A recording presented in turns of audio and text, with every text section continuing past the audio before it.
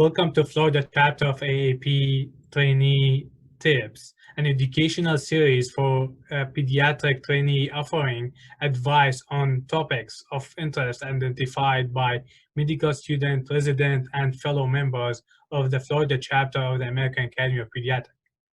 I'm your host, Isa Hanna, a third-year pediatric resident at University of Florida, Jacksonville, Florida, and a member of the Florida chapter of AAP Resident and Trainees Committee. In this session of the Florida chapter of AAP Trainee Tips, we have Dr. John Morrison of Johns Hopkins University and Dr. Meredith Plant of the University of South Florida will offer guidance on work-life balance to help you leverage your interest to benefit your practice and wellness and create a mental construct for achieving wellness early in your career. Dr. John Morrison is an assistant professor of pediatrics with Johns Hopkins University and specializes in the care of hospital patients as a pediatric hospitalist in the Department of Medicine at Johns Hopkins All Children Hospital in St. Petersburg, Florida. He is currently co-chair of the Florida chapter of AAP Early Career Physician Committee. Dr. Morrison completed his pediatric residency training and fellowship in pediatric hospital medicine at Johns Hopkins All Children Hospital. In addition to clinical care, Dr. Morrison is a physician scientist with research interest in biomarker discovery and development. He also is a husband and a father of two children, ages 5 and 7. Dr. Plant completed her pediatric residency in 2017 and is now an assistant professor at the University of South Florida in Tampa, Florida, and associated program director of the pediatric residency. She is a preceptor in inpatient and outpatient setting teaching students, interns, and senior pediatric residents.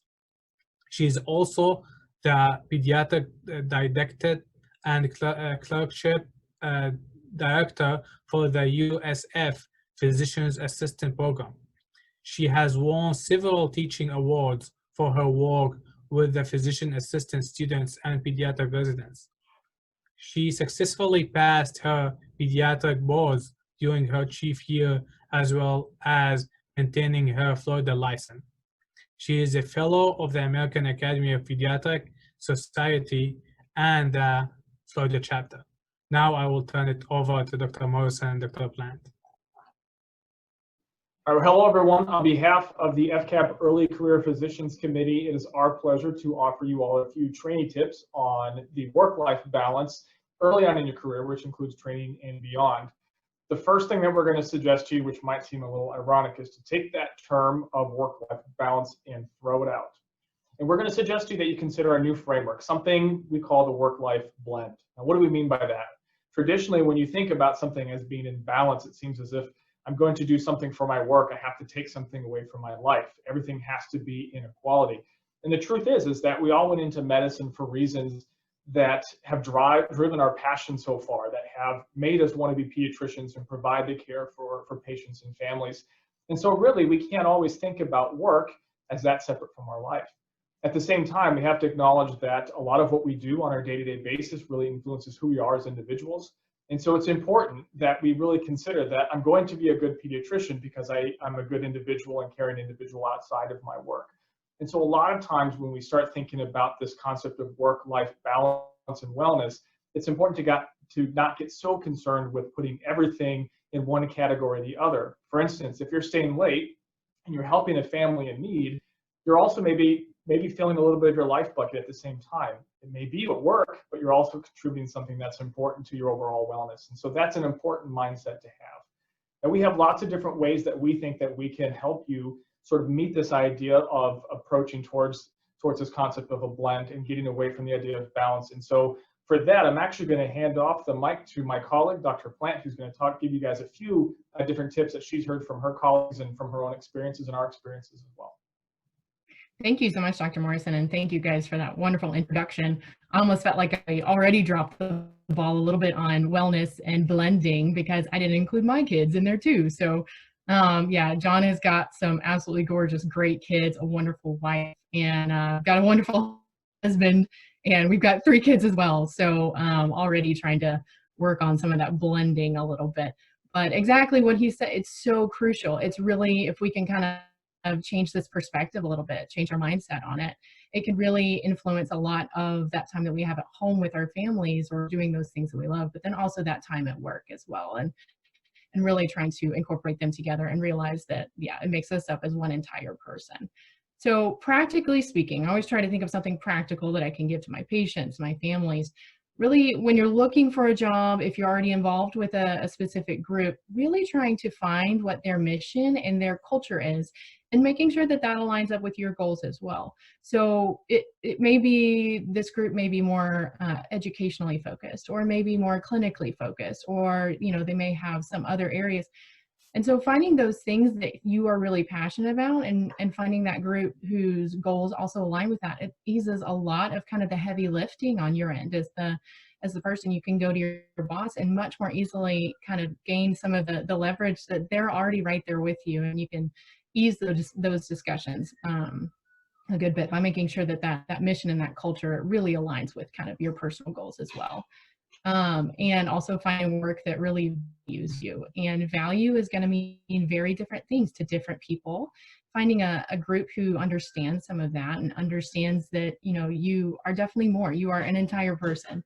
You know, we have this blend of work and life, and they need to be able to value all of that. And so that may mean compensation, but that may also mean time. That may mean understanding that you need a flexibility with your schedule. Really finding out what that value means to you, and that is going to take communication on our end as well. You know, it's on me to be responsible for that communication of the things that I need and the things that I'm working for, to then take it up to my leadership, my clinic leadership, my educational leadership, our division and departments as well. You know, they can't read our minds, and so we need to really be open and clear with that communication with them, so that we can all hopefully be as much on the same page as possible. Other areas that can be pretty practical is just finding an area within your group that maybe they need, something that they're looking for. So some areas, for example, could be maybe, you know, they're needing an electronic medical record champion. They're needing a billing and coding champion. Maybe it's with QI or patient experience. It could be many different areas. Finding out what it is that your practice is really wanting to improve upon or has a needs, and then trying to line that up with an area that you're excited about as well. So I'm very passionate about education, and Dr. Morrison does a lot of work with the residents and scholarly activities. And so finding that space, and then trying to use some of that time to kind of leverage your clinical time or whatever it is else that you're really kind of needing a little bit. So, you know, I exchange some of my clinical time, so I'm not in clinic at all times. So I have a little bit more time for my educational activities. And that was something that our division and department really needed. So I was able to fill that role with something that I really cared about, and that brings me a lot of joy and excitement, and you know, gets me excited to get up and go to work, but helps with keeping my time a little bit more flexible.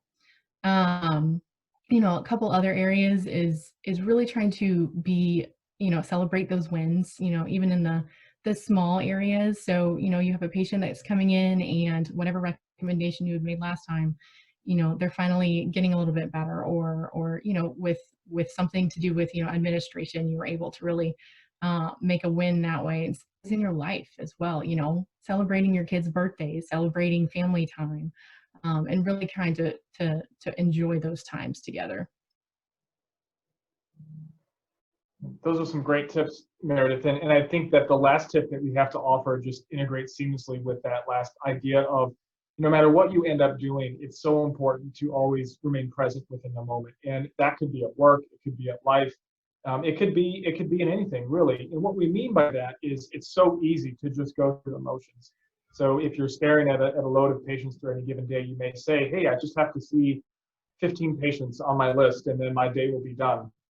But it's too easy. It's too easy just to move on and not see those people as individuals and not see the benefit of the work that you're providing.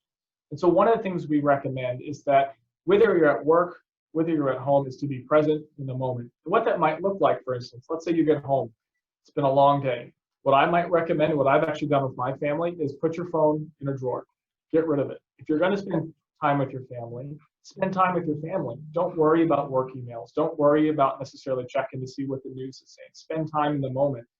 And sometimes that makes it a little bit easier to achieve that goal of maybe blending, not trying to balance so much, because you're not always trying to keep two things going at the same time.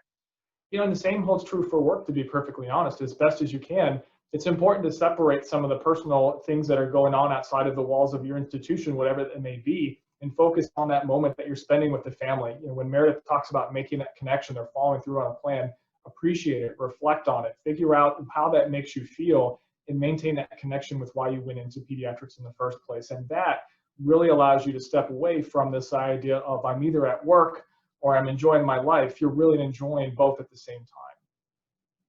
Yeah, I love all of those points that you're saying, you know, just being so present. And with that, you know, your recommendation of putting the phone down, that is so true. You know, you don't really get a whole lot of reward, or, you know, might get that quick little dopamine push, but you don't really get a lot of long-term joy out of, you know, spending the time on your phone and doing emails. So, you know, we as a family, my husband and I have talked, you know, we don't do cell phones at the table. We don't do, you know, we sit down and we make sure we have dinner together, you know, for a visiting family or something. We try to be very intentional about our time that way. And that so much helps with, you know, what you're saying of really being able to be present in that moment and, you know, catching yourself. What we all kind of sit there, we start daydreaming and wondering about that thing at work, or worrying and, you know, already worrying about next week. And so really trying to catch yourself in those moments and say, no, you know, there's time for that, but I'm really going to focus this time and be here with my family, or whatever it is that you really enjoy doing. So I don't know if there were any other thoughts or anything that was really kind of our big take-home points that we had, you know, really just trying to flip that balance word on its head and think about, you know, having that blended environment and finding a group whose mission really aligns with yours, and how you can kind of carve out some of that time for your own personal, and then really being present with your patients, being present with your families, really letting those wins soak in, and then kind of reflecting on that time together. So, and I did just want to say one huge thank you to Dr. Nicole Armstrong de Morris. She is a private practice general pediatrician in the Orlando area with First Choice Pediatrics. When we were first approached about this really important topic, I realized I really needed to hear from her, kind of as a private practice pediatrician, knowing that it's a lot of who will listen to this, hopefully, what are her kind of tips and tricks. So a huge thank you to her for really helping us hone in on some of these topics for you guys. We hope you found them helpful. Hopefully you've picked one or two things that can make a difference in your life. And thank you again for listening to the Florida chapter of the AAP Trainee Tips.